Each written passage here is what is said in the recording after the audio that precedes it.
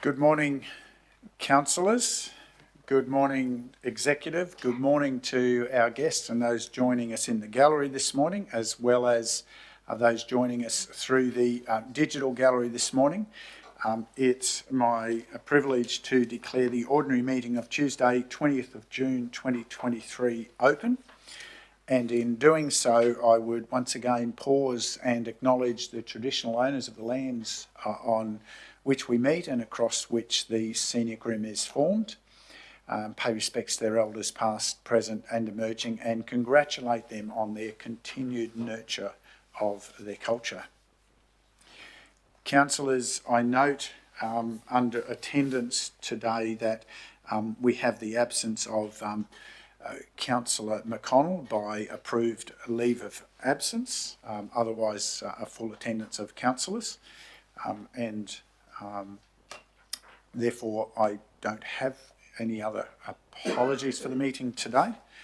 That's correct, I believe, and we therefore we do have with us this morning Father Ken Spridborough of the Anglican Church to lead us in prayers. And Ken, thank you for joining us this morning. It's a little warmer in here than some of the shadows out on the street. So thank you for coming and joining us, and I'll hand over you now to lead us in prayers. Thank you. Thank you. And may I say I feel it's a privilege to be here with you, and particularly on this rather cool winter morning. But it does remind us that there is a winter in all of our lives, a chill and darkness that makes us yearn for days that have gone, or put our hope in days that are to come. Lord God, we remember that you created seasons for a purpose. And we're reminded in the book of Psalms, he sends out his command to the earth. His word runs swiftly. He gives snow like wool. He scatters frost like ashes. He hurls down hail like crumbs. Who can stand before his cold? He sends out his word and melts them. He makes his wind blow and the waters flow. And from right back from the book of Genesis, as long as the earth endures, seed time and harvest, cold and heat, summer and winter, day and night shall not cease. So let us pray.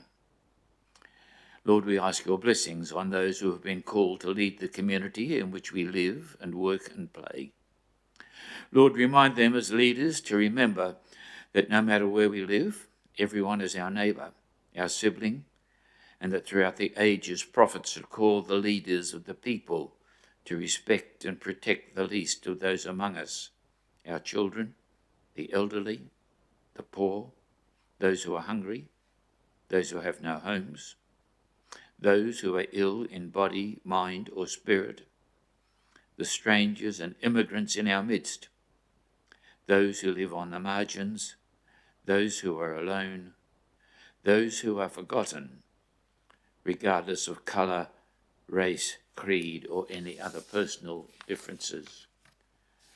Grant these people the wisdom and courage to know what to do, what is right and good and true. May they all speak when it is time to speak out, and listen patiently and receptively when it is time to listen. Lord, may they always be guided by the spirit of your community, by the spirit of your justice, and by the spirit of your love. In the name of God, Father, Son, and Holy Spirit. Amen. Thank you, Ken, for sharing with us and those wonderful reflections. Thank you for your service in the community, helping us out through the times of transition and otherwise. And you're welcome to stay with us in the gallery today, but if you have other duties, then we certainly understand the leadership responsibilities that you also carry, and we'll understand if you leave us. But thank you for joining us this morning. Thank you. I will leave with it, only because medical responsibilities. Okay. Thank you. Thank you. Thank you all very much. Thank you. Councillors, we turn to item 5, and I've been made aware by the CEO that we have 3 declarations today, one for myself and regarding item 10.10, one from Councillor Hay for item 10.7 and one from Councillor Hay for item 10.10 also. If there are any other declarations, otherwise we'll deal with those appropriate times in the meeting. Turn to item 6 of today's agenda, councillors, and sadly I do have an announcement that I wish to share with the meeting today. Councillors, today we pause to acknowledge the passing of an Indigenous elder whose recent loss is being felt by our region's Mununjali traditional owners as well as the Scenic Rims cultural community. We extend our deepest sympathies to the many family members and friends mourning her passing. As a mark of respect, on Thursday, the day of the funeral, Council will fly the Indigenous flag at half-mast at the Beaudesert Administration Building. I'll make a further, more detailed announcement in the future when appropriate. Thank you, councillors. We have no, under item 7, we have no identified deputations for today or no advised petitions to table. So we therefore come to item 8, the confirmation of the minutes of the previous meeting. Councillors, there's a recommendation before us that the minutes of the ordinary meeting held on the 6th of June 2023 be adopted. I seek a mover. Councillor West. Seek a seconder. Councillor Enright. Any discussion to this item, councillors? Any questions? If not, you wish to speak, Councillor No. Anyone seeking leave to speak against or speak additionally? Put the motion, those in favour. That's carried unanimously. Thank you, councillors. Business arising from the previous minutes. CEO, do you have any matters to rise? I believe there was one matter to update from the GM. Is that correct? Just one clarification from a prior advice GM. Thank you, Mayor. I fielded a question from Councillor Hay in the last meeting in relation to the cost structures and arrangements in place with our visitor information centres, and I explained we have a two-tier funding arrangement in place. At the time you asked me, Councillor, who were the top 2 tiers, and I advised you Tamborine Mountain and Beaudesert, and I need to correct that. It's actually Tamborine Mountain and Boona Visitor Information Centre that have been classed as the gateways to our region. Thank you. Thanks for that clarification.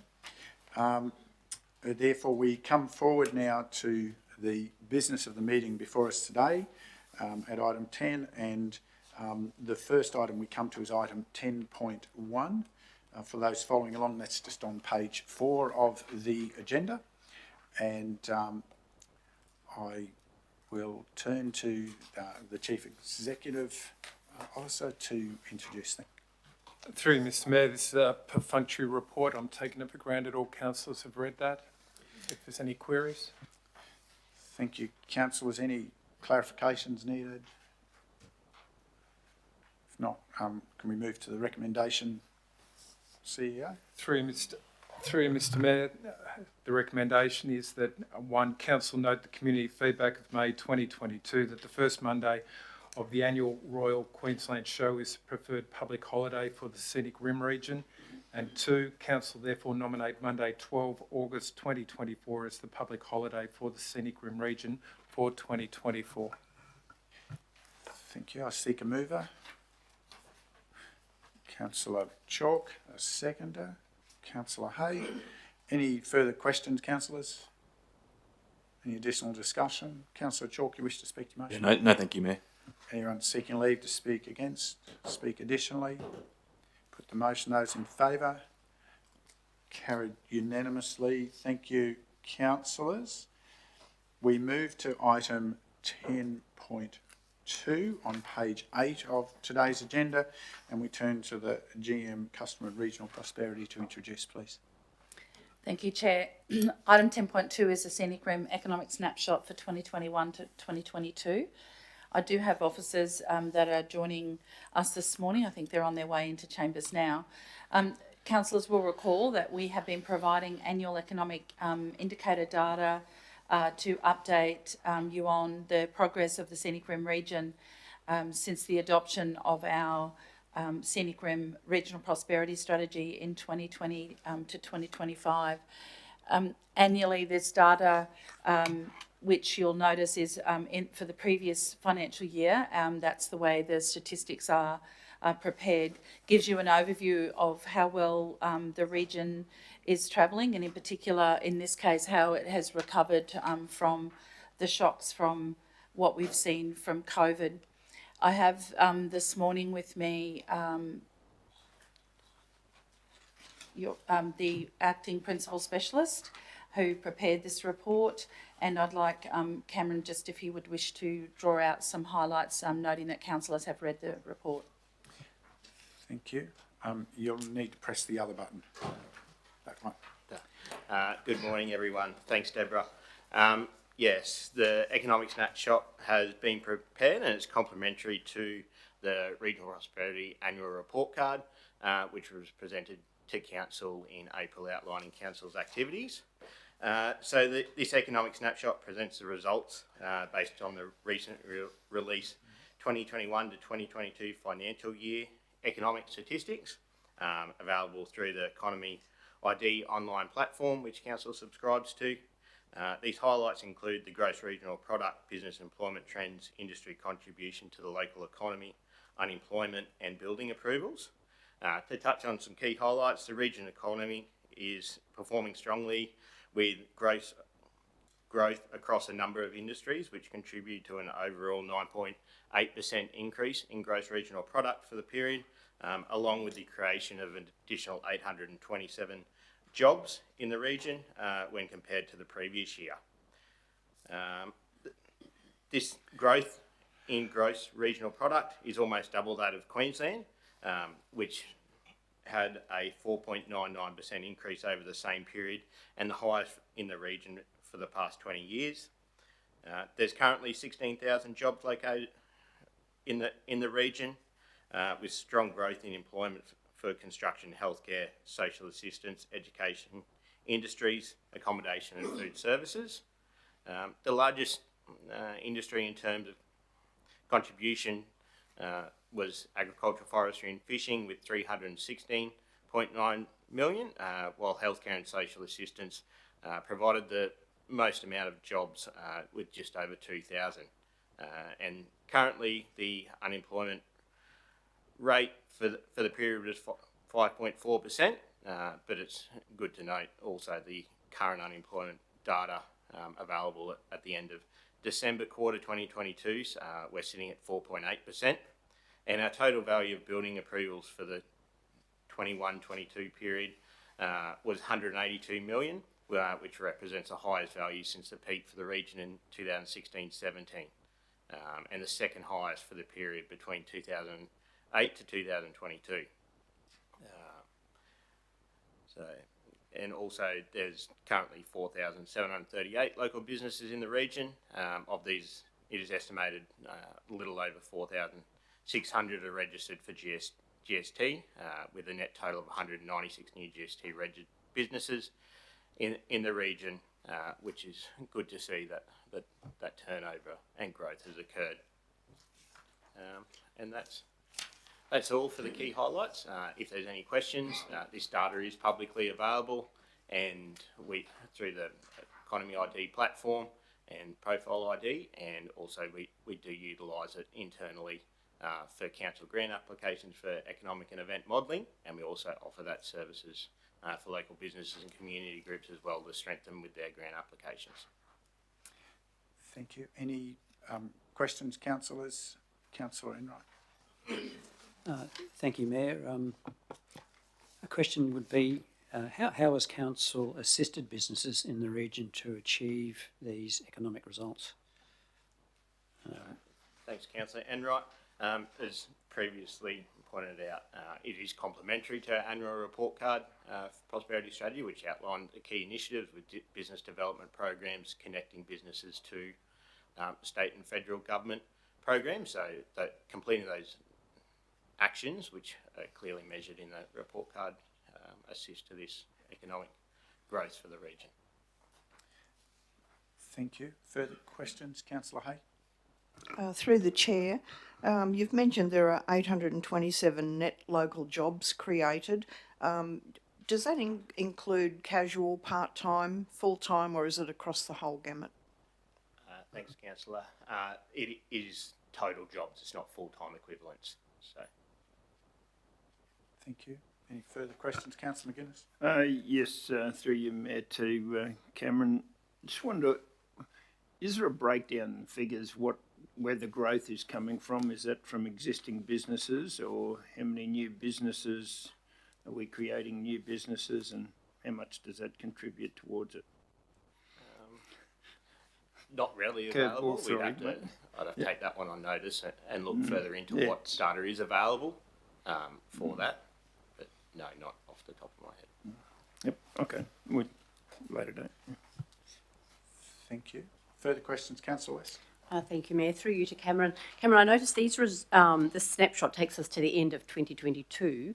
Do we expect the next one to be coming at the end of this financial year? I was just So Perhaps, the please. data available is through the National Institute of Economic and Industry Research. So that was only released earlier this year, made available in May. Right. So this current financial year's data will be available in May next year. of next year. Thank you very much. Thank you. Councillor Enright? Thank you, Mayor. Through you, Cameron, while tourism is not identified as a specific industry under ABS classifications, how is the economic value of tourism calculated, and where is this placed in the total economic contribution and employment numbers for the region? Thanks, Councillor. Yeah, correct that tourism is not an identified industry under the ABS data, but various tourism-related activities such as expenditure on accommodation, food and beverage services, transport services, recreational community services, and other goods consumed by domestic and international visitors can be modelled utilising that data along with Tourism Research Australia data through the National Visitor Surveys for the region. So we engage Lucid Economics to complete that modelling, and as of December 2022, the gross regional product for tourism was estimated at 171.3 million, with an employment figure of just under 2,000, which means the tourism sector places third in the region in terms of economic contribution and second in terms of employment. Excellent, thank you. Further questions? One more question, if I may. Are there examples where the benefits of the ID platform modelling tool has enabled or supported businesses or community groups to achieve outcomes not previously available? Yes, so we provide that service to help with grant applications for the community groups and businesses, and we had a number of businesses successful under the Growing Tourism Infrastructure Fund previously, and then also the event modelling is done internally to assist with the Regional Events Fund. So yeah, been quite successful, and it models the growth and economic contribution during the construction and operational phases. Thank you. Further questions, Councillor Hay? Thank you, through the chair to Cameron. You've mentioned in the report that the economic impact tool can be used to model the direct and flow-on impacts of new investment, and also that Council has the option of utilising the event impact tool to model the direct and flow-on impacts of hosting an event in the region. Has that tool been utilised for that specific purpose, and can you give us an example of what the outcome of using the tool was? That's used through the Regional Events Fund, and previously that event modelling, and that has influenced there's a criteria for the funding that's available and provided to events like the Clydesdale Spectacular is the most recent example. I'm happy to add to that, Councillor, through you, Chair. So in the previous example, in the question responded to by Councillor Enright, where there's event applications that are also going through to, say, Tourism Events Queensland, the team is able to model what the predictors will look like for the volume of events, of visitors that are attracted from outside of the region. And looking at the multiplier effect of what that economic throughput will be. We can also assess our own events like Eat Local Month, but in particular the Clydesdale Spectacular as well. We're often supported through some of the grants that we receive through Tourism Events Queensland to do other event modelling. And as Cameron said, all of the regional events applications that are assessed by the team all firstly go through this tool for us to verify the return on investment for any of the grants that Council awards for the support of those events that are coming to the region or being delivered within the region. Thank you. Any further questions, councillors? Thank you for those clarifications. GM, we move to the recommendation for this item. Thank you. Thank you, Chair. Councillors, for your consideration is a recommendation that 1, Council acknowledge the progress of the implementation of the Scenic Rim Regional Prosperity Strategy 2020 to 2025 that has contributed to the region's growing prosperity, as evidenced in the Scenic Rim Economic Snapshot 2021 to 2022. That 2, that Council note the Scenic Rim Economic Snapshot 2021 to 2022 will be published on Council's website. And 3, that Council delegate authority to the Chief Executive Officer to make minor grammatical and formatting changes to the Scenic Rim Economic Snapshot 2021 to 2022 if required after its adoption and prior to publishing on Council's website for public access, noting any such changes will be advised to councillors prior to publishing. Seeker mover, Councillor Enright. Seconder, Councillor McInnes. Thank you. Any further questions, councillors? Any additional discussion? Wish to speak to your motion, Councillor Enright. Thank you, Mayor. This is a great snapshot to provide an indication of how the region is growing. As Cameron outlined, there's some really significant figures showing strong growth, and 9.8% overall growth in gross regional product is a significant achievement. Wonderful to see the creation of 827 additional jobs, a net improvement in jobs, and that the gross regional product is now over $2 billion. It's also wonderful to see that agriculture has been growing significantly and is still the strongest industry, agriculture, forestry and fishing. And that healthcare and social assistance provides the most jobs at over 2,000. Building approvals at 182 million, the second highest since amalgamation, is really significant. So there's some, and also I guess that net new businesses have grown by 196. So some very strong growth, which is testament to the businesses in our region, but also to the support that is given through Council, following on the pillars of the Regional Prosperity Strategy. Thank you. Thank you, Councillor. Anyone wishing to speak against? Seeking leave to speak additionally? If not, we put the motion. Those in favour? It's carried unanimously. Thank you, councillors. We turn our attention to item 10.3. Adoption of the major amendment on page 22 for those following in the agenda. I believe before we start consideration of this, GM, I believe there's an attachment you wish to introduce. Yes, thank you, Chair. Item 10.3, as you say, is the adoption of the major amendment, Amendment number 3, and the administrative amendment, Amendment number 7 to the Scenic Rim Planning Scheme 2020. When the report was processed, afterwards we discovered that attachment 2 was actually missing a map, and that was provided to the councillors separately. However, today I wish to provide the full updated document to support this report. Okay. So, councillors, noting that that's been provided, I will introduce a motion that council table and receive the updated version of attachment 2, Scenic Rim Planning Scheme Amendment number 3 for inclusion in the ordinary meeting minutes. I seek a seconder. Councillor Hay, thank you. I don't have any need to speak further. Anyone wishing to speak against? Anyone seeking a leave to speak additionally? If not, we put the motion. Those in favour? It's carried unanimously. Thank you, councillors. Thank you.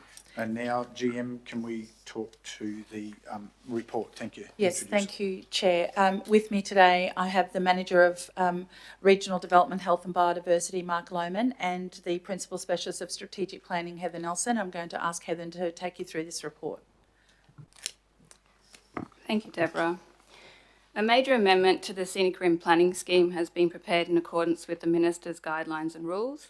The amendment underwent public consultation in mid-2022 and was updated in response to submissions and submitted to the Deputy Premier for approval in December last year. On the 19th of April this year, the Deputy Premier gave notice that the amendment could be adopted without any conditions. The proposed changes in the amendment include a number of policy improvements that were identified during the first year of the implementation of the planning scheme, and it also addresses outstanding matters that were raised in the public consultation of the draft instrument in 2018 and 2019. Of note in this amendment, an amendment's being made to facilitate craft brewing and distilling in zones that support commercial and tourism activities, and this is in alignment with the Queensland craft brewing strategy that was prepared by the Queensland Government, as it recognises the unique requirements of small-scale craft breweries through tailored planning controls.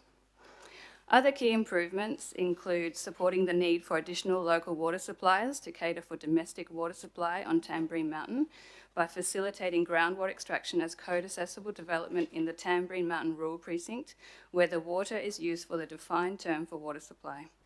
Also, there are changes proposed for dual occupancy development provisions to enhance amenity for occupants of the dwellings and to ensure development contributes to the desired neighbourhood character of the residential zones.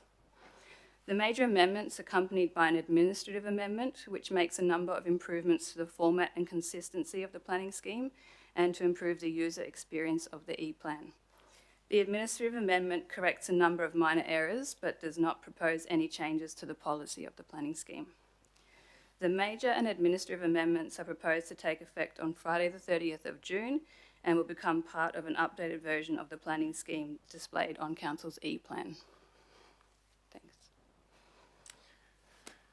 Councillors, any points of clarification? If not, can we move forward with the recommendations for this matter? Thanks.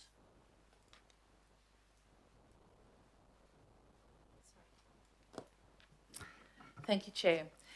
Councillors, for your consideration is a recommendation that 1, Council adopt the proposed major amendment to the Scenic Rim Planning Scheme 2020, Amendment number 3, for commencement on 30 June 2023 in accordance with the Planning Act 2026 and the Minister's Guidelines and Rules. And 2, that Council adopt the proposed administrative amendment to the Scenic Rim Planning Scheme 2020, Amendment number 7, for commencement on 30 June 2023 in accordance with the Planning Act 2016 and the Minister's Guidelines and Rules. Thank you. Councillors, I seek a mover. Councillor Hay, a seconder. Councillor Enright. Further questions, councillors? Any further discussion? The only piece of discussion I would add is it's good to see this coming forward, and it's good to have a reasonably timely response from the state. When we did the consolidation and update to an integrated scheme, we did have a commitment to continue to maintain its currency by an ongoing process of amendments such as before us today, and it's good to see that coming forward, and to congratulate the officers on that work. I think is worthy of that observation. If there's no other discussion, you wish to speak to your motion, Councillor? Thank you, Chair. I would like to just say that whilst the amendments impact the entire Scenic Rim as a whole, I was particularly pleased to see that in the letter from the Honourable Stephen Miles MP dated the 19th of April 2023, in which he advised council that council could now adopt the proposed amendment. He did single out the aims to increase water security and resilience for the Tamborine Mountain community. That's a particularly important issue for those of us on the mountain who don't have any water security at present. And it was pleasing to see that he had made specific mention there, and that he also encouraged council to continue this important work with the community and DRDMW to improve the shared understanding of how water is used on Tamborine Mountain. Thank you, Councillor. Anyone wishing to speak against? Anyone wishing to speak additionally? Councillor Enright. Thank you, Mayor. Yes, certainly would endorse these changes proposed in the major amendment and the administrative amendment. It certainly creates a clearer and stronger definitions to enable the interpretation of the planning scheme to be more adequately reflect the intentions of the planning scheme.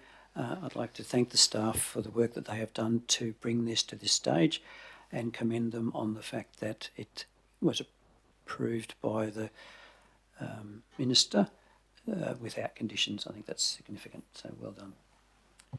Thank you. Anyone else seeking leave to speak additionally? Wish to close, Councillor? No. Put the motion. Those in favour? That's carried unanimously. Thank you, councillors.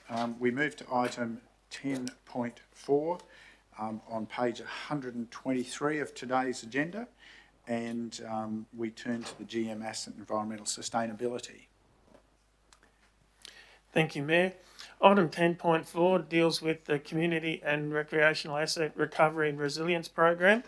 I'll take the report as being read, but it's very pleasing to see that through the funding via the Australian and Queensland Government, through the disaster recovery funding arrangements under exceptional circumstances with regard to the extraordinary disaster events of 2021-2022, that we were actually able to secure funding for these community infrastructure for 10 projects. So I'll take the report as being read, and I'm happy to take any questions as required. Councillors, any points for clarification? Councillor Hay. Through the chair to the GM, it's mentioned in the recommendation that the landslip on Shelf Road Reserve, Tamborine Mountain, was one of the successful projects, and further on it's mentioned that the amount allocated or received was $139,030. It's unclear what the funding is actually has been applied for or has been given for. Could you expand on that, please? Yes, thank you, Councillor Hay, for the question. There is actually a fire trail within that reserve, and the funding is actually for actually reinstating access along that fire trail. Thank you, GM. Further question, Councillor Hay? Just a further question in relation to the removal of silt from the ponds at Tamborine Mountain Botanical Gardens for $671,964. For the benefit of those listening online, could you please explain why that became necessary and what's involved in that, please? Yes, as a result of runoff, the ponds have actually silted to a degree where they're no longer sustainable in the way that they currently are situated. In some sections you can almost walk without getting in, up to your ankles wet as a result of the amount of silt that has actually flowed into those ponds.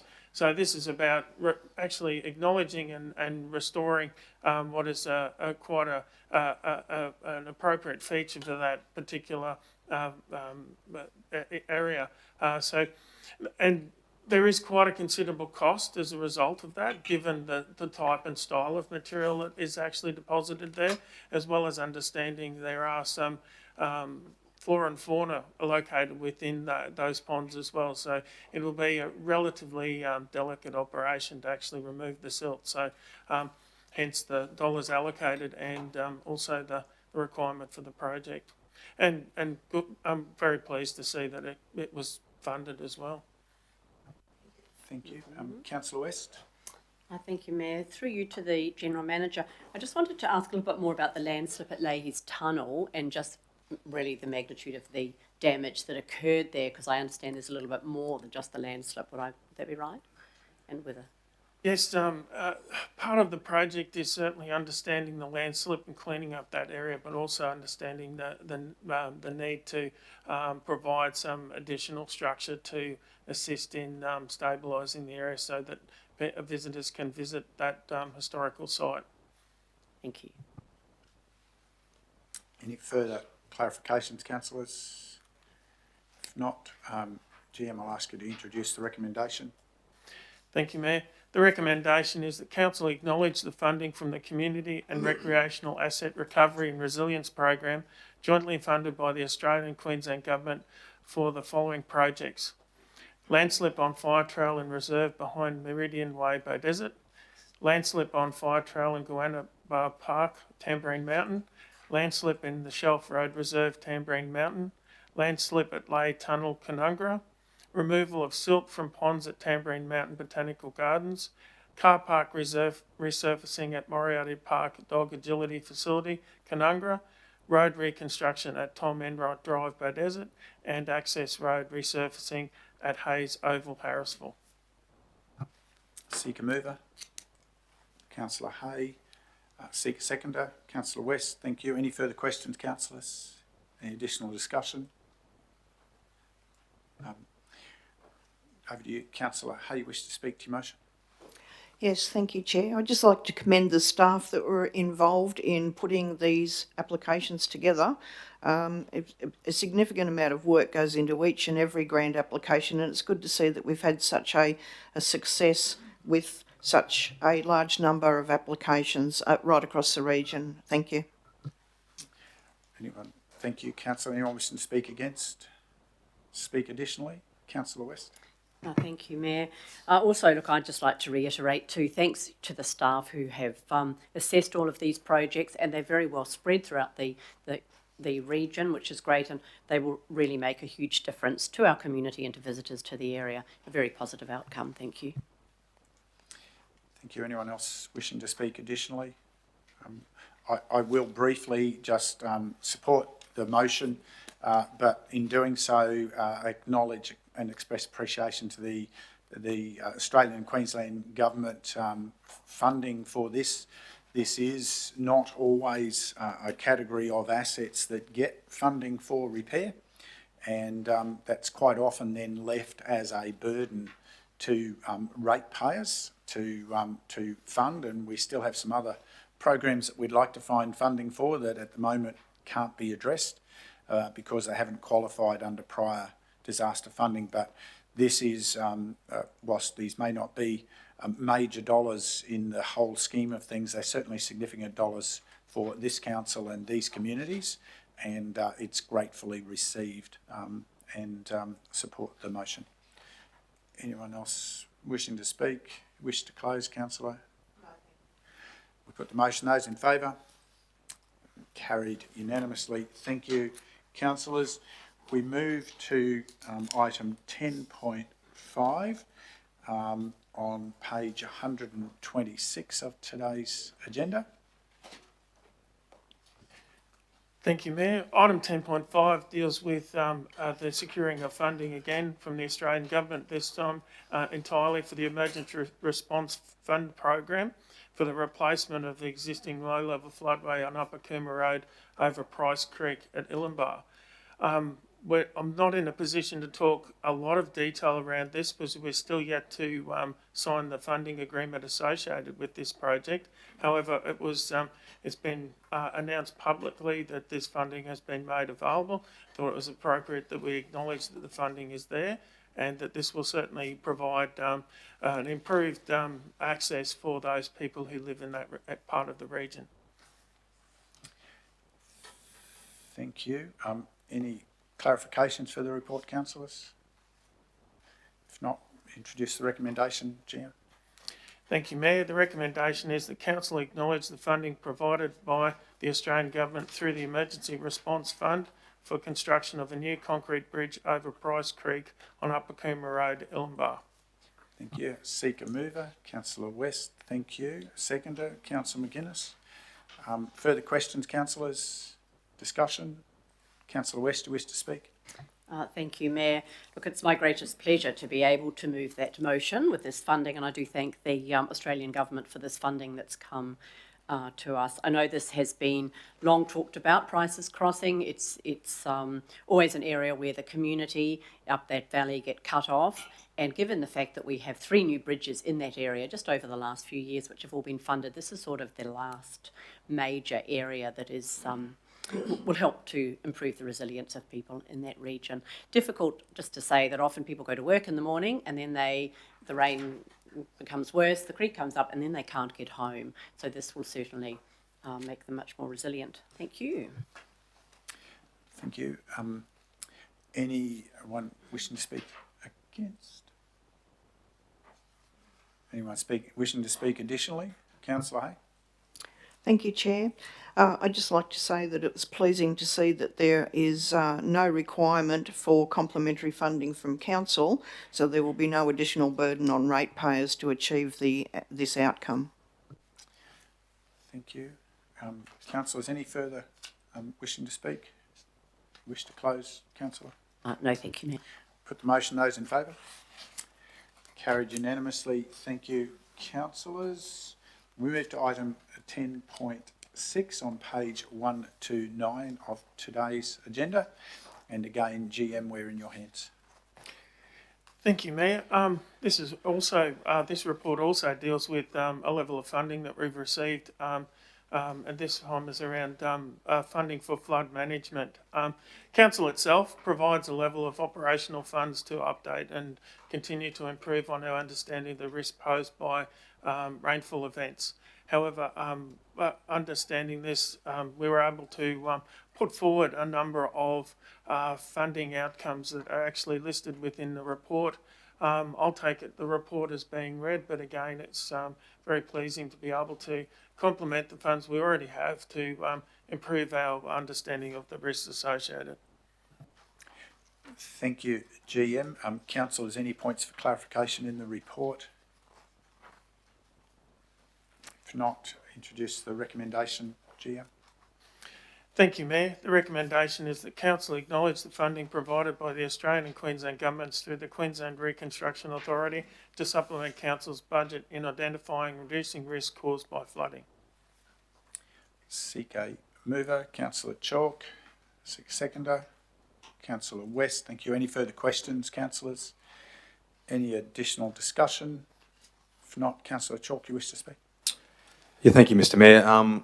Yeah, we'll speak briefly just to say that it's a good project to undertake. In our region, we do suffer from natural disasters and affected by flooding, and our businesses rely on our road network to conduct their business. So anything we can do towards making that better access through flood times would be helpful. So I congratulate the council for doing this work, and thank you for the funding.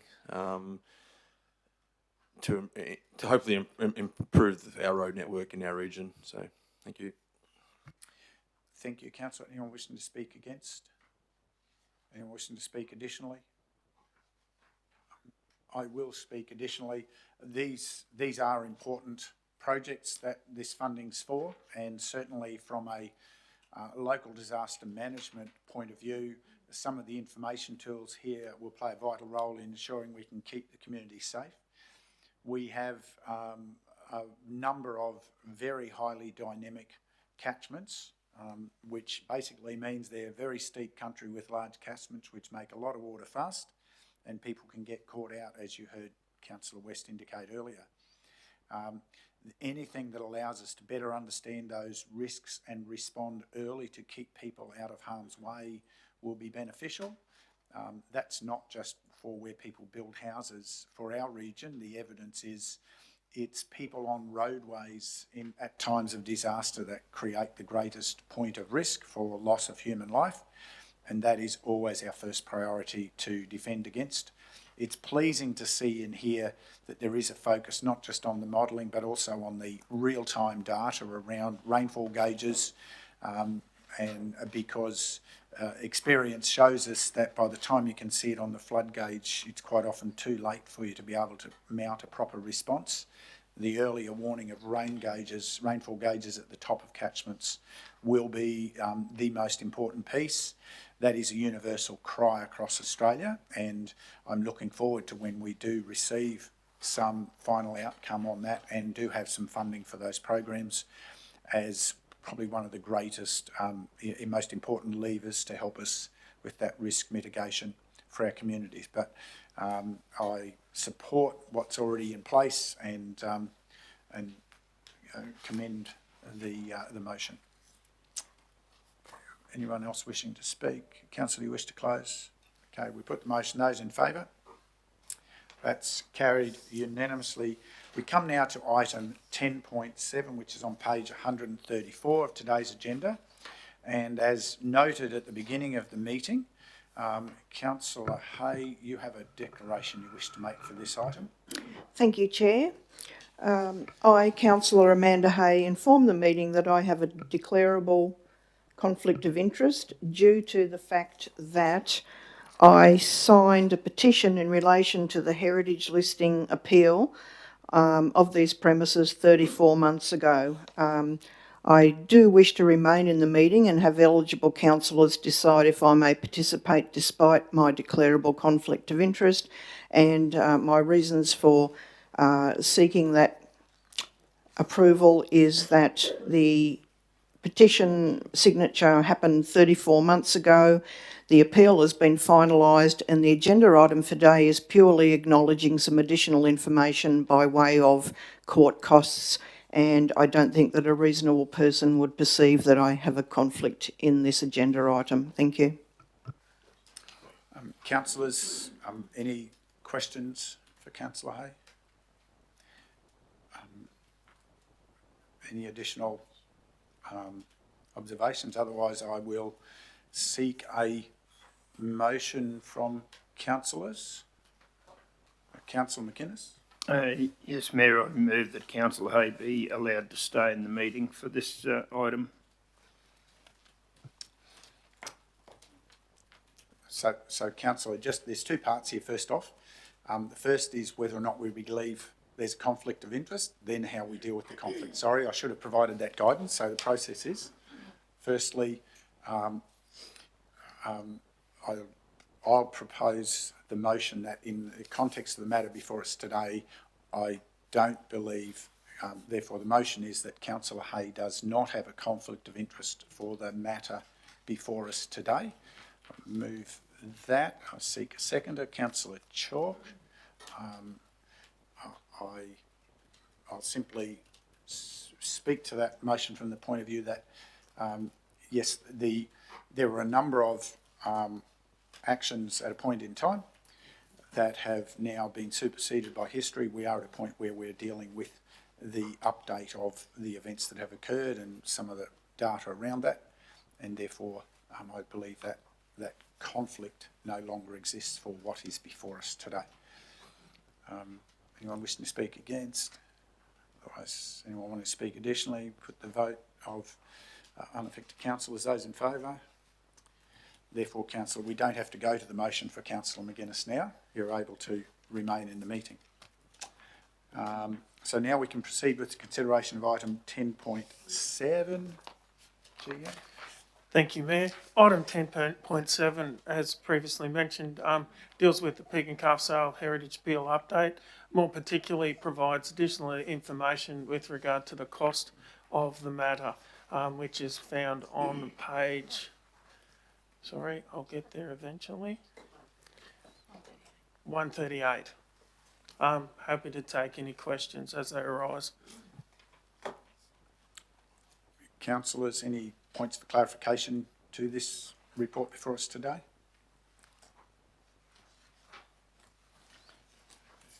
If not, GM, I'll ask you to introduce the recommendation for the item.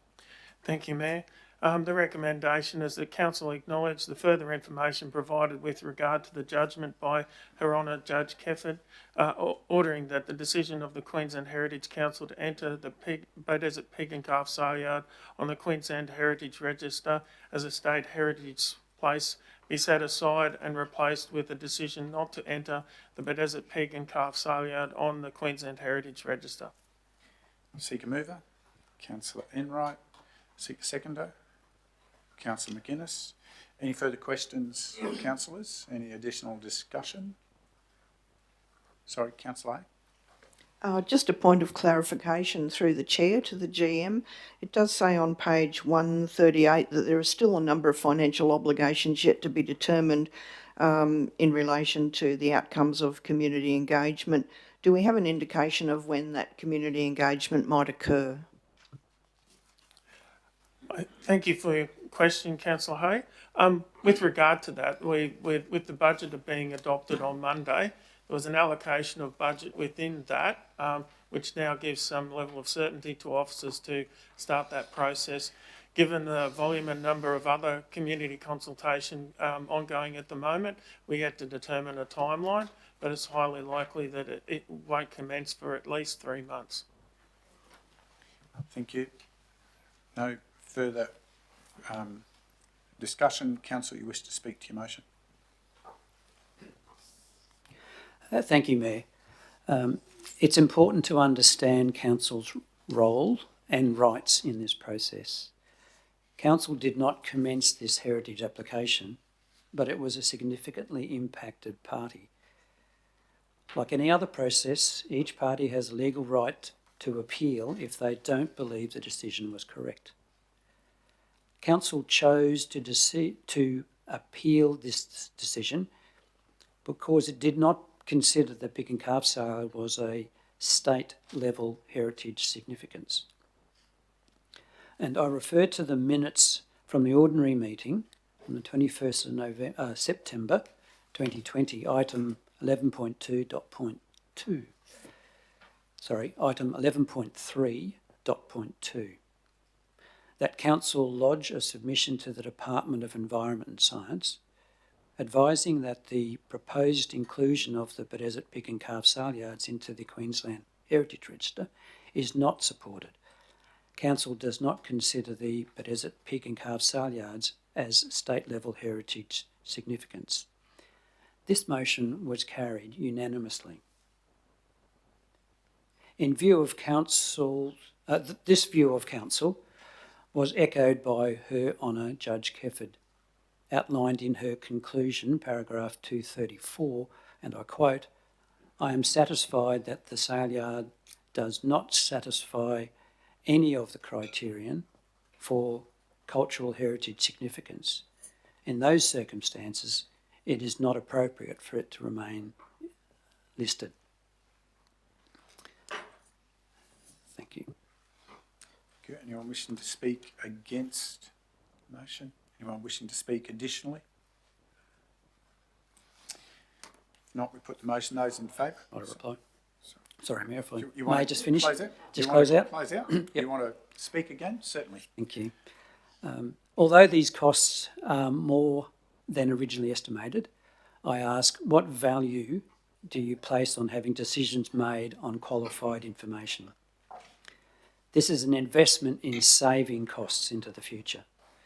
Indicative cost estimates to make this sale yard compliant and the ongoing maintenance that would have been required would be significantly greater than these legal costs. Without appealing this heritage listing, would have committed Council and future budgets to significant ongoing costs into the future, potentially taking valuable funds from higher priority community projects and programs. I fully support this motion. Thank you, Councillor. I think that was the right of reply executed to close out the motion. So we put the motion to the vote. Those in favour? That's carried unanimously. Thank you, councillors. Now we move to item 10.8 of today's agenda, and we turn to the GM Council Sustainability, and this is on page 140 for those following along. Thank you, Mr. Mayor, and good morning, councillors, gallery, and those listening in the digital gallery.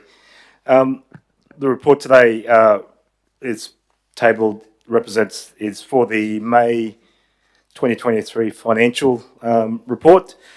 Now, May represents the penultimate month, or 11/12, so 91.66% elapsed in the 2022-2023 financial year.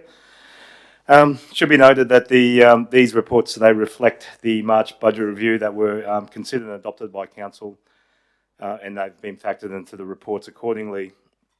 As we close out the 2022-2023 financial year, coupled with the just finalised and adopted 2023-2024 budget, we will see some further review of the 2022-2023 accounts by officers that will see some consideration being sought from Council as to the treatment of these works, either seeking a carry forward into the relevant 23-24 budget, or otherwise noting that some of these operational projects are already committed to.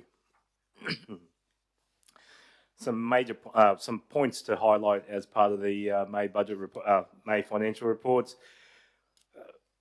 We note that the March budget review had a major focus on the salary and wages components, and that's been they've been amended and forecast accordingly through until the 31st of June 2023. However, we still see impacts now associated with materials and services where the deliverable of some of these projects are still hampered by the known factors around supply logistics and resource availability. And note that the operating surplus is now showing a 3.473 million above budget expectations, and this is an actual total of 6.272 million as of May. We will see this again greatly impacted with recent news around financial assistance grants payments, but that will be reported at the June accounts. The impact of this for the month of May is mainly around the we're still seeing a continued positive impacts around fees and charges, with some of the most of these around property developments, plumbing, building, and the likes.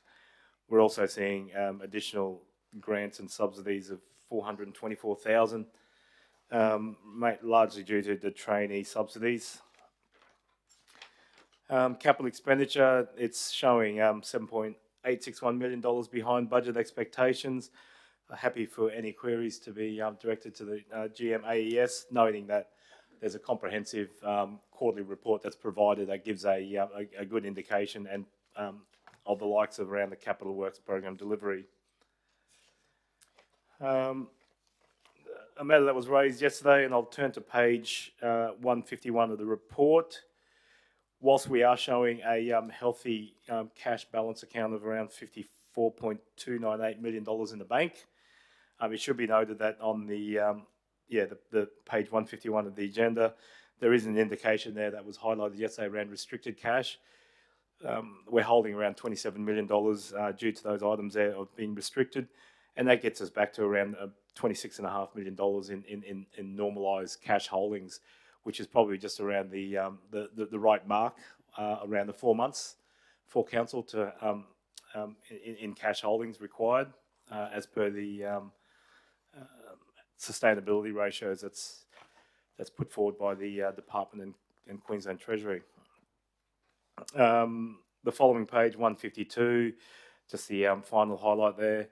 We're still showing a healthy, a positive trend towards spending around 30% of Council expenditure in Scenic Rim businesses, which represents a total spend to date as of end of May of around 26 million out of $85.9 million in contestable expenditure.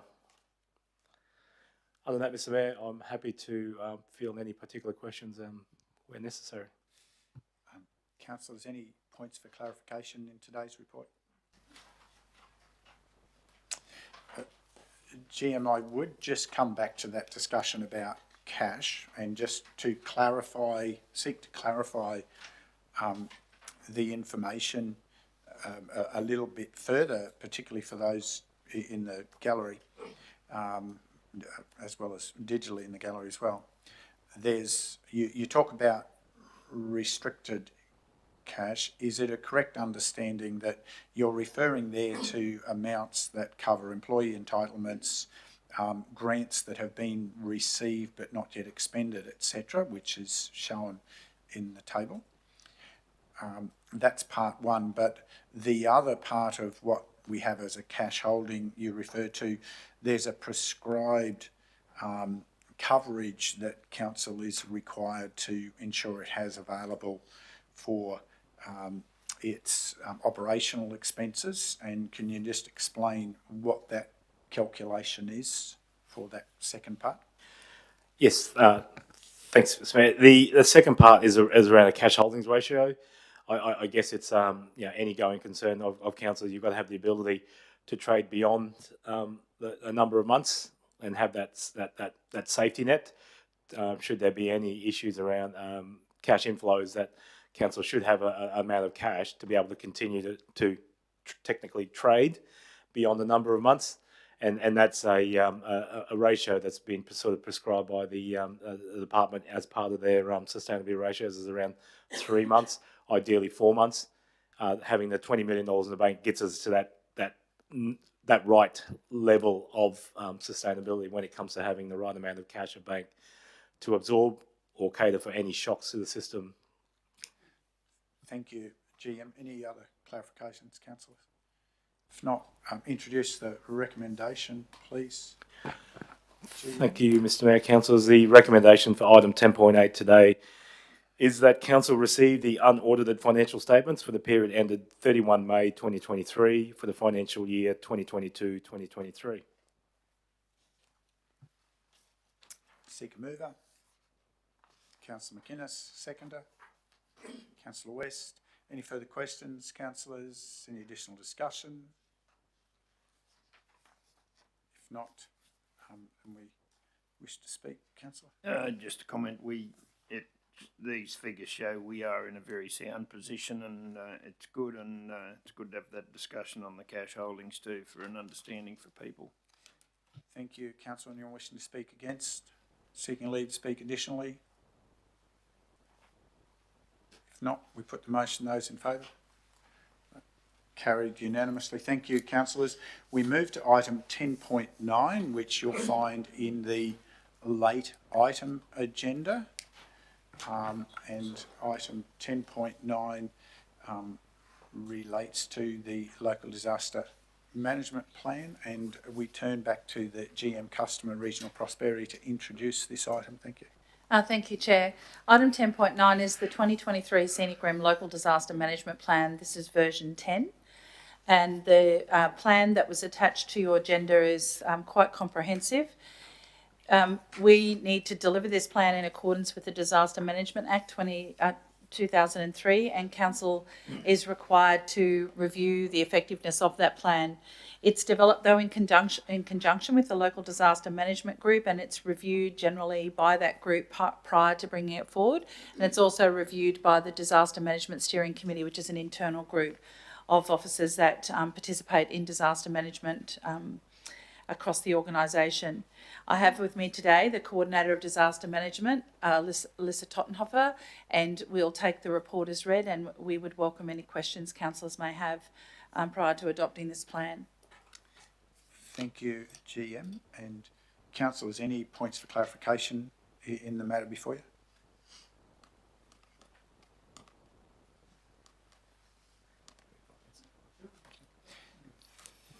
Thank you. Then, GM, we might be able to proceed to the recommendation. Thank you, Chair. The recommendation for your consideration, councillors, is that 1, Council adopt the 2023 Scenic Rim Local Disaster Plan version 10, which has been endorsed by the Local Disaster Management Group, and approve its publication on Council's website. 2, that Council produce a limited number of A4 hard copies to be distributed to the key stakeholders involved in its development. And 3, that Council delegate the authority to the Chief Executive Officer to make minor grammatical and formatting changes to the 2023 Scenic Rim Local Disaster Management Plan version 10, if required, after its adoption and prior to publishing on Council's website for public access, noting that any such changes will be advised to councillors prior to publishing. And 4, that Council acknowledge and thank all stakeholders and government agencies for their contributions which have resulted in the development of the 2023 Scenic Rim Local Disaster Management Plan version 10. Seek mover, councillors. Councillor West, thank you. Seek seconder. Councillor Enright, thank you. Any further questions, councillors? Any additional discussion? I will just, in the discussion, obviously, as chair of the Local Disaster Management Group, perhaps unfortunately, or however you want to see it, we have had the opportunity as a region over the last number of years to stress test many of the subsets of our plans. Whilst they continue to mature, we also continue to learn. And the advantage, therefore, of doing the constant upgrade is both to adopt new lessons learned into the way we deal with certain matters, but also to recognise that some of the partner agencies are also improving their capacities and are able to bring other capacity to bear to give us a more resilient set of outcomes under these sorts of events. Whilst some might say this is a large report, it's a very important reference piece for us from a risk management point of view, a disaster management point of view, to keep our communities safe. Anyone else wishing to comment? Councillor Hay. Thank you, Chair. I'd just like to make mention of prevention and mitigation, which is part 7 on page 29 of attachment 1. And it's good to see that Council is being proactive in taking steps in its town planning, development and land use planning and building codes, building use regulations and legislation to do what it can to mitigate any potential future hazards in relation to developments which may be inappropriate, particularly in relation to areas of potential bushfire hazard and in landslip areas. Thank you, Councillor. Anyone else wishing to add to the discussion? Otherwise, wish to speak to your motion, Councillor? Yes, thank you, Mayor. Look, this is certainly a very comprehensive report, and I thank all the staff and all the personnel who have been involved. Very important that this is reviewed on an annual basis and should give our communities confidence as we move forward that the learnings from previous disasters and events have been acknowledged and incorporated into this. So thank you to you all.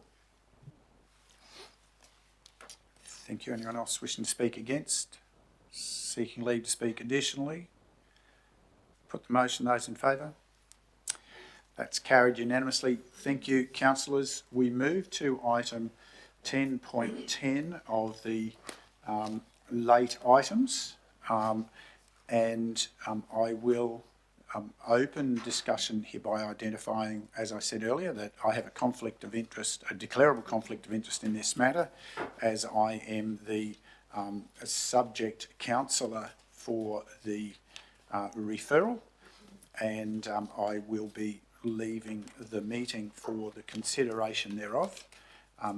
I note that in the absence of the Deputy Mayor to manage the matter further, it's up to the councillors remaining in the room to appoint someone to chair this matter.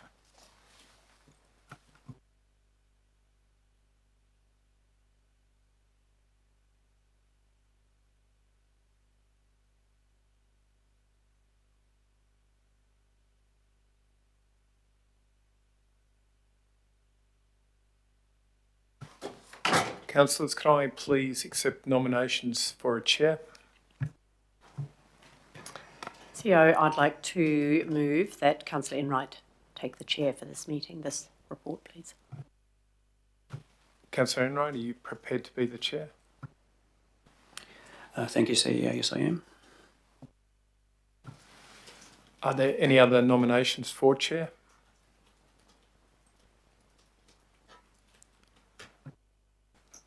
Do you wish to move your nomination? Oh, yes, I'm happy to move that Councillor Enright chair this report as part of the ordinary meeting today. Those in favour? A second would be good. But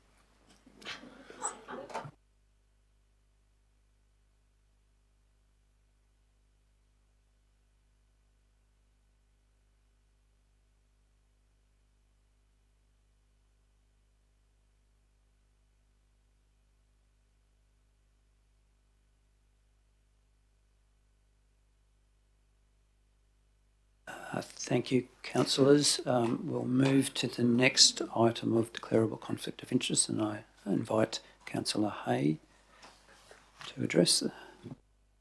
Thank you, Acting Chair.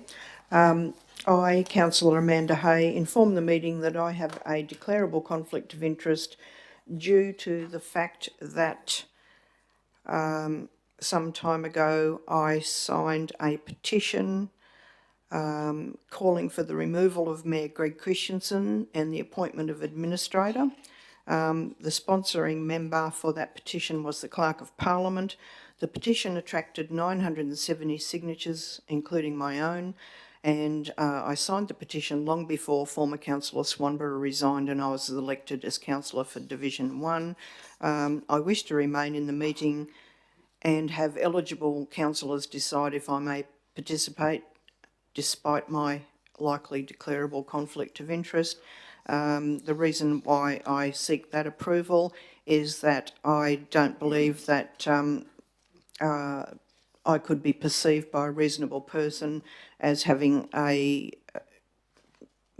conflict of interest which would unduly influence my decisions in this matter.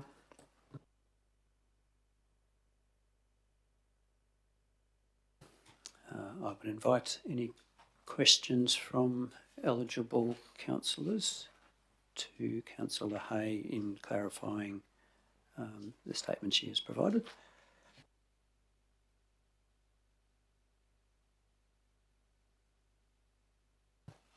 Yes, Acting Chair. I just wonder if you can put a date on, or approximate date on when that petition was, Councillor Hay. through you, Mr. Acting Chair, I believe it was around about January of this year. In December 2022 or early January from memory. Thank you.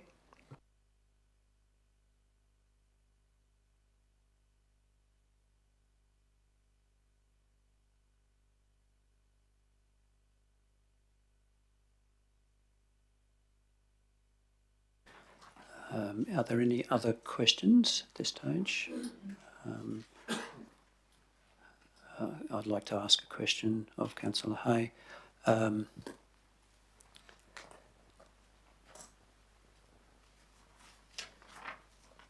Do you just give me a moment to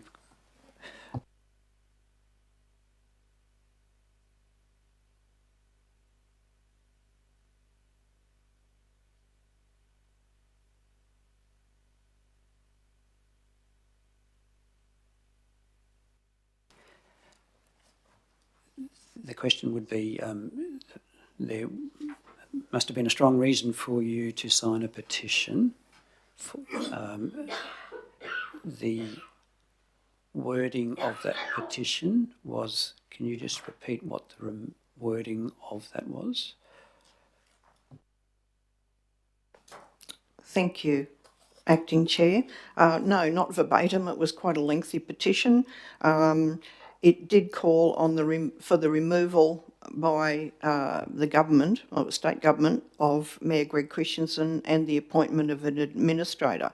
Now, I believe that the sponsoring member, following exceptions being taken to the wording of the petition, did ask the Chief Petitioner to verify many of the statements that were made in the petition, and that I believe was done, and the clerk of Parliament was satisfied that the content of the petition was accurate. Following on from that, I would just like to add that whilst an administrator wasn't appointed, nor was the petition successful, the state government did see fit to appoint an advisor subsequent to this petition being put forward. And I think the reasons why the advisor was put forward were largely the same reasons why the petition was created in the first place.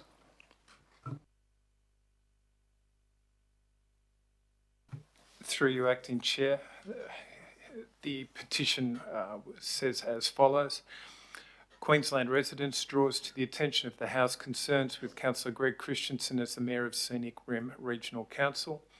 Councillors past and present have spoken out publicly about the loss of democratic process, being denied free speech, loss of public respect and a toxic culture.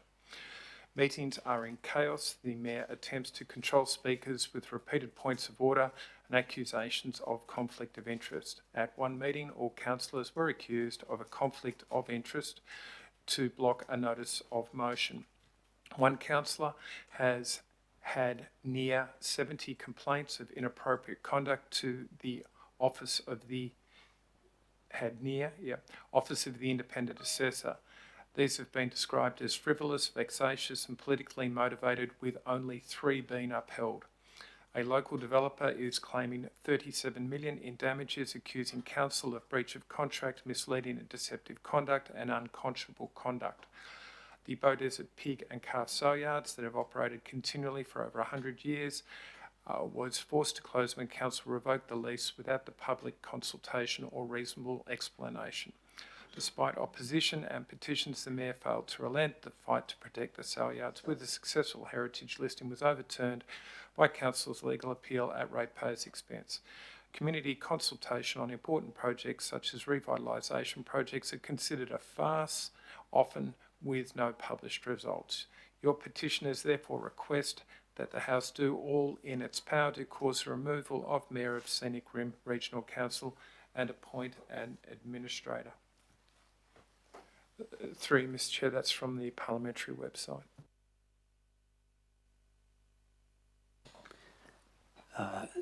Thank you for those words, and that outlines, and history will now show that a lot of the information in that petition was totally inaccurate. It does concern me that now a councillor would support that. And as of that, I would move that Councillor Hay has a conflict in regarding to item 10.10 and should not participate in this item.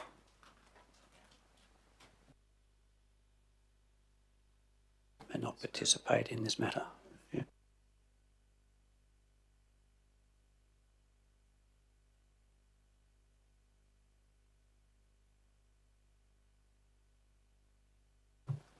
I'm happy to second motion.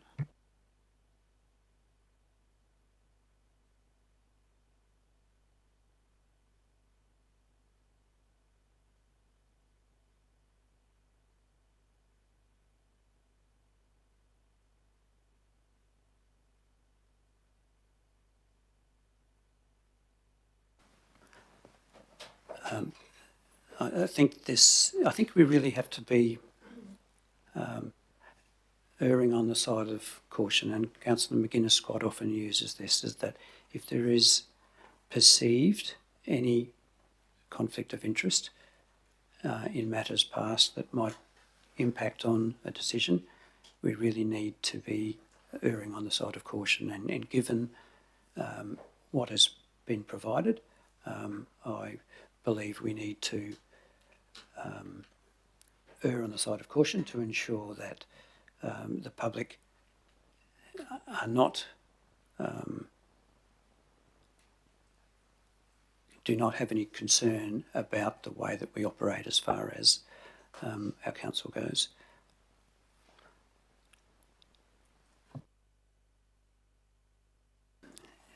Is there anyone who'd like to speak against the motion?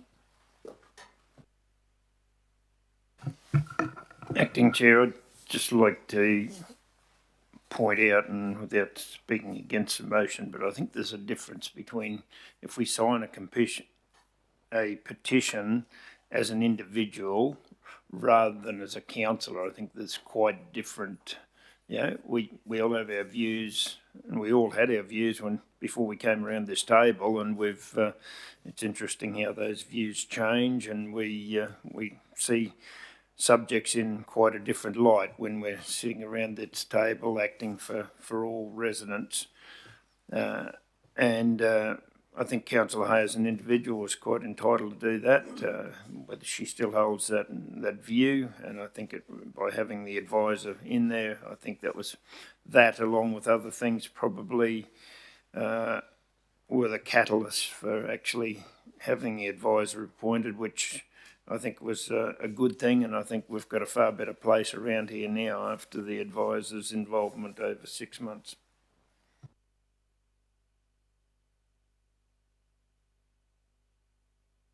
Are there any other speakers for? Thank you, Acting Chair. Look, I appreciate the comments from Councillor McInnes, but I just personally, I feel uncomfortable about the fact that this was a recent petition, and I thank Councillor Hay for declaring her conflict, but I would feel more comfortable if Councillor Hay were not involved in this decision. Thank you. Any other speakers that would like to outline? Yes, thank you, Acting Chair. We've had considerable training around these items. It's been brought to our attention on many occasions that a dislike for somebody is not grounds for a conflict. I believe in this case, a private citizen signed a petition, which they're entitled to do, to then have that used as a reason now that they're become a councillor and they're sitting around this table, which they're as a councillor they must uphold legislation and plenty of other things that we all are made well aware of. So I don't believe that in itself contributes to a conflict. So yes, I don't agree with this motion, and I'll be tending to vote against it.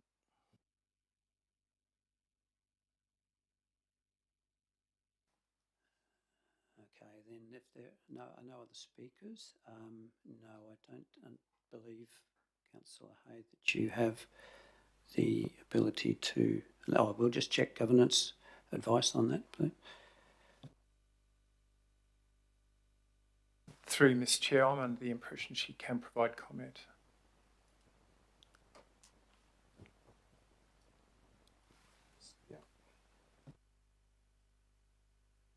Okay, the advice is that you are able to provide comment.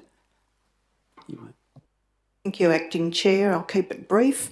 I think the points raised by Councillor McGuinness and Councillor Chalk clearly indicate that I signed the petition well before it was known that there was going to be a vacancy for Division 1 and before I ran for council and was elected.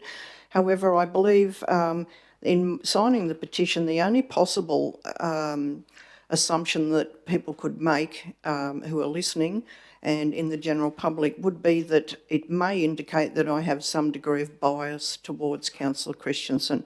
I think it's been done to death over the last few months in relation to all of the other conflicts of interest that have been brought up in council, which I've listened to as part of the gallery, and has clearly been declared and found that a conflict of interest does not arise because of a perception of bias.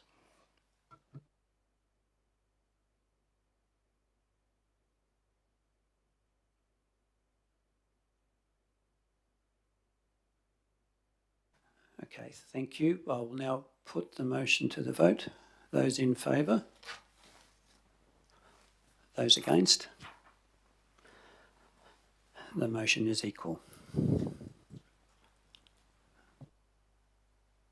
I now, as the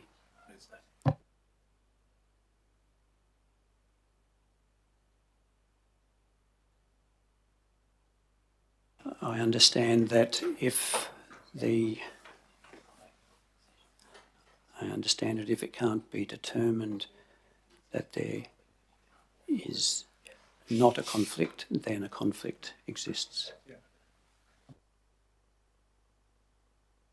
Acting Chair, I'll hand over to the governance.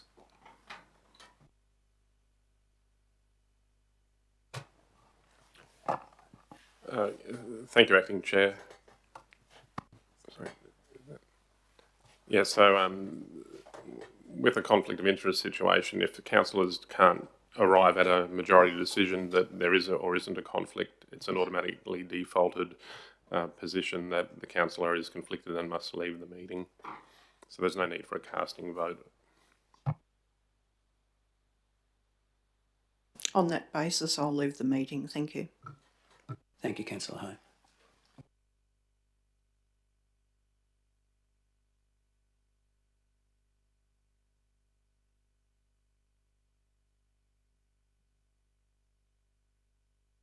Thank you, councillors. Now return to item 10.10 and I would ask the General Manager to introduce this item.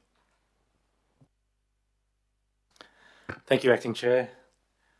I may just do an easy handover to the Principal Assessor of Governance and Assurance, who will be better positioned to provide this matter more appropriately. Yeah, thank you, General Manager. Yes, this item is in relation to an inappropriate conduct matter that was referred back from the Office of the Independent Assessor. The process involved when these matters come back is all councillors, apart from the subject councillor, are provided with a copy of the referral notice.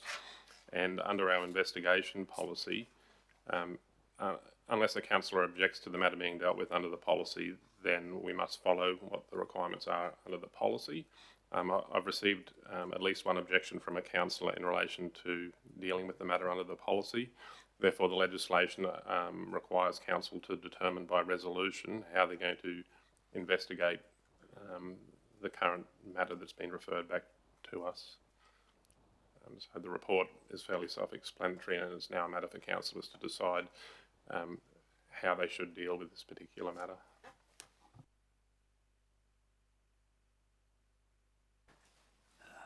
Okay, thank you very much, John. Councillors, are there any questions that you need to clarify in this item?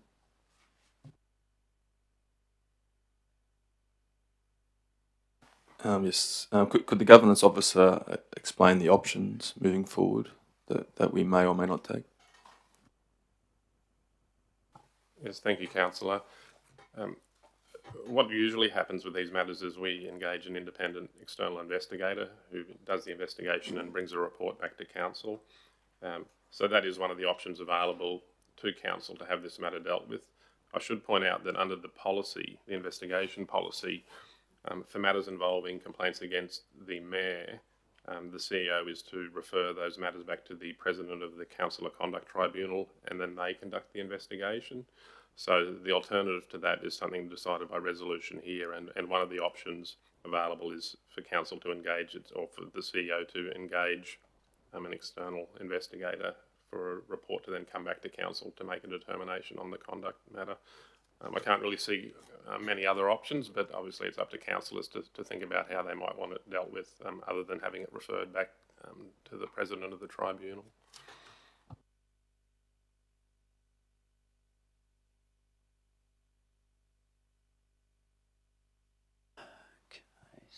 Yeah. Just following on that from the governance, the time frame, the alternative time frame for what we do, could you spell that out, please? Or, yeah, I know you can't control timelines, but yeah, history, what does history suggest that either one does? Thank you, Councillor McGuinness. Yes, from our experience and from what we know with the workload of the tribunal, we're of the belief that it could be a lengthy period of time before the Council of Conduct Tribunal could deal with the matter. They would deal with it as an investigator, and past history is after some time they might elect to just engage an external investigator, and then they'll review that and do a report back to council. So we're looking at potentially a lengthy period of time without being able to put a figure on it. It's likely that the engagement of directly by council of an external investigator would be something that would have this matter dealt with in a more timely fashion. But I can't guarantee time frames or anything like that, but that's my understanding from previous experience.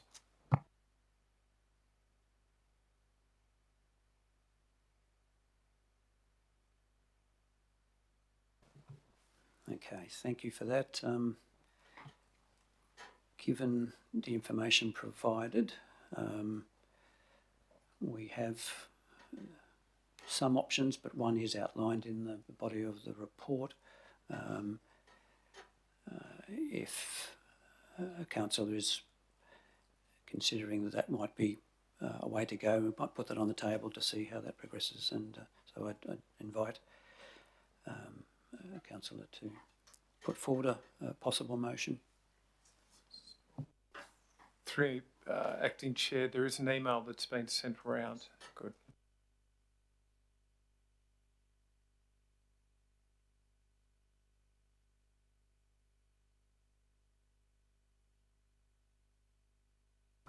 So through you, Acting Chair, that's the recommendation coming in out of governance in relation to the 3 dot points that are outlined there. Thank you, CEO. Perhaps can we have that up on the screen so that we can see that more clearly?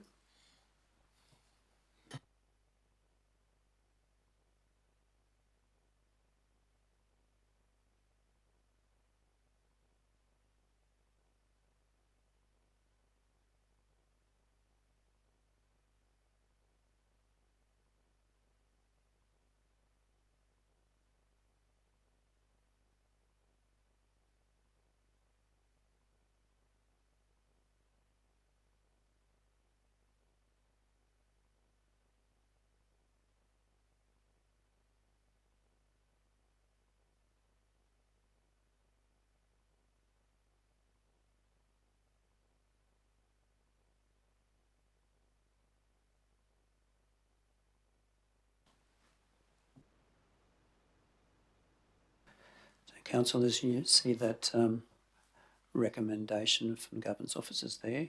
Are you happy with what's outlined?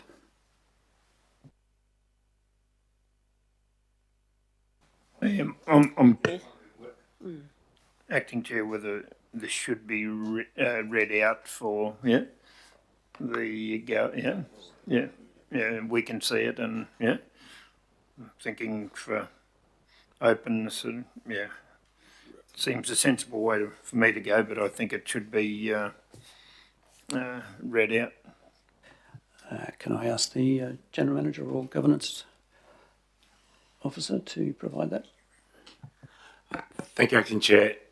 The proposed recommendation is that for inappropriate conduct matter C-23-00238, 1, the Chief Executive Officer engage an independent external investigator to investigate the complaint, and 2, the Chief Executive Officer provide an investigation report to a subsequent ordinary meeting of Council for determination of the complaint, and 3, the reason pursuant to Section 150 AF3 of the Local Government Act 2009 for the decision to not follow Council's investigation policy is that the engagement of the Council of Conduct Tribunal is likely to be more costly and less timely than engaging an independent external investigator.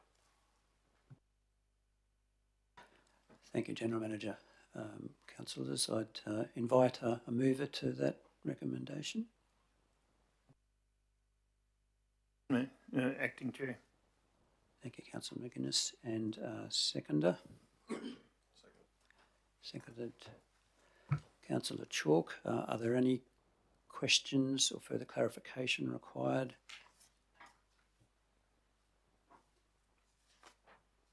Appears not.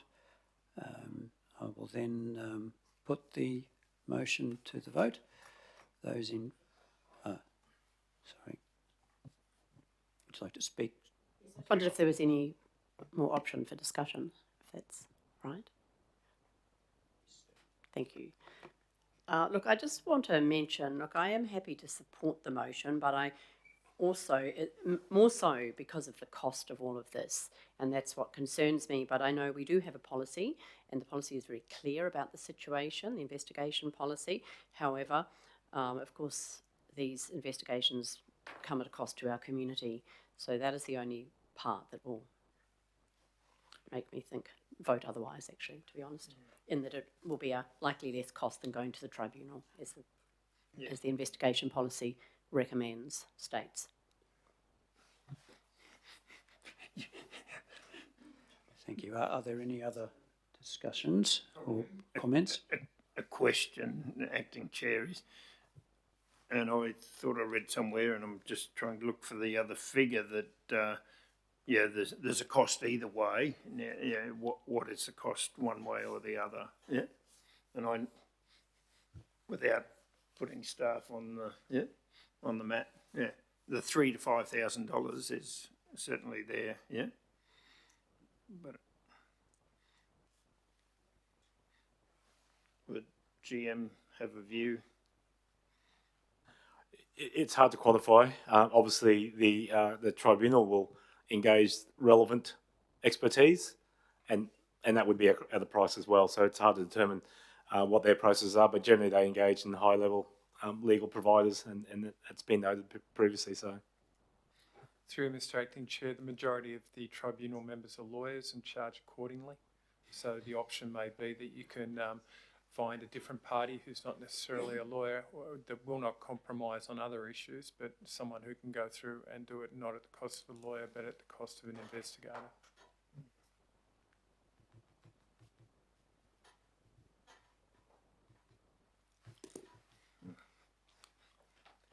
Are there any more questions or comments or questions?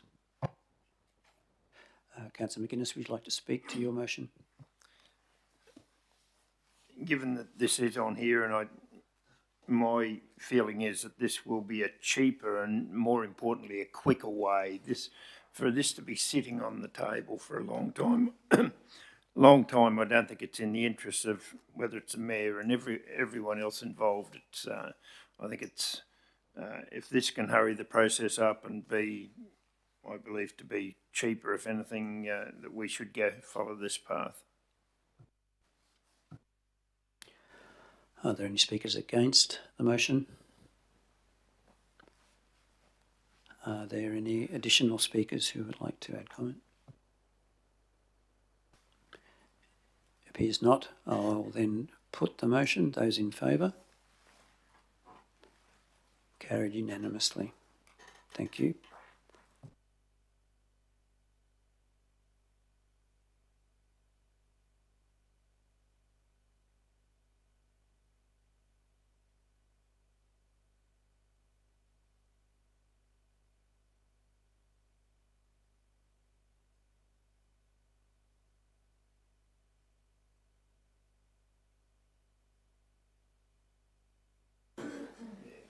So, councillors, I think at this time we've had a fairly busy morning. I think we might adjourn the meeting for morning tea and return at 11:15.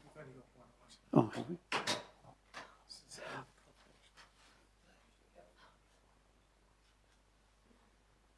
Sorry. Yeah.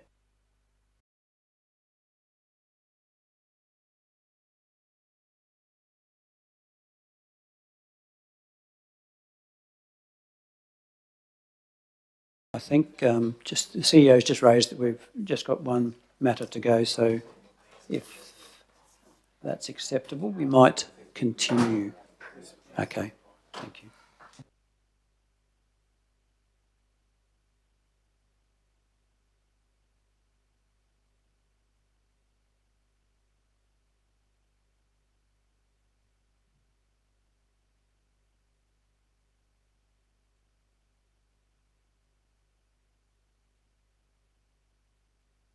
Thank you, Councillor. I'll resume the chair. Councillors, we have no further general business, so I will seek a motion to move into a confidential to deal with the one item that is listed for consideration under confidential agenda today, being item 11.1, land acquisition for infrastructure upgrade purposes, closed under section 254J3H. I seek a mover to go into closed. Councillor West, thank you. Seconder. Councillor McGuinness. Any discussion required, councillors? Those in favour? Thank you. That's carried unanimously. To those in the gallery, we will be adjourning, and we will return at the whatever quarter hour mark it may be. It is unlikely to be earlier than 11:45, but we will return at one of the quarter hour marks thereafter. Thank you.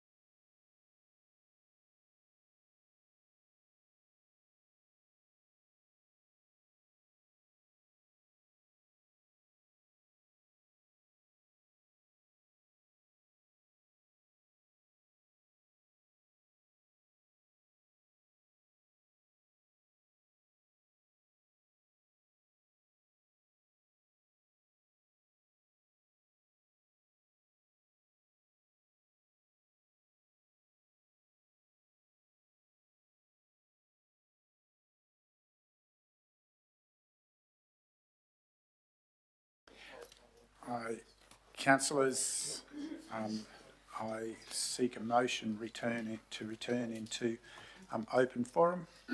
Councillor West, seconder. Councillor Enright, any discussion required? Wish to speak to your motion, councillor? No. If not, and those in favour, unanimously. Now that we're back in open session, councillor Enright, would you just for the benefit of completeness, just perhaps update for the benefit of councillor Hay the outcome from the matter prior to moving into confidential? Thank you, Mayor. In summary, rather than reading out the motion, it was unanimously decided that the CEO engage an independent external investigator to investigate the complaint, and then that be brought back to a subsequent ordinary meeting. And the reason for that was that the investigation policy, which outlines the Councillor Conduct Tribunal, we considered that it would be more costly and less timely than engaging an independent external investigator. Thank you, councillor. Sorry, CEO, do you wish to add comment? Sorry, through Mr. Mayor, can you just read it out word for word, perhaps? There were a couple of words there that went back the other way. Okay, I'll read it. It might have been easy from the start, but that for inappropriate conduct matter C-23-00238, 1, the Chief Executive Officer engage an independent external investigator to investigate the complaint, and 2, the Chief Executive Officer provide an investigation report to a subsequent ordinary meeting of Council for determination of the complaint, and 3, the reason pursuant to section 150 AF3 of the Local Government Act 2009 for the decision to not follow Council's investigation policy is that the engagement of the Councillor Conduct Tribunal is likely to be more costly and less timely than engaging an independent external investigator. And it was carried unanimously. Thank you, councillor. We move to item 11.1 now, and GM, we've considered this in closed. Do you have a recommendation for the meeting? Yes, thank you, Mayor. The recommendation is that Council approve the compulsory acquisition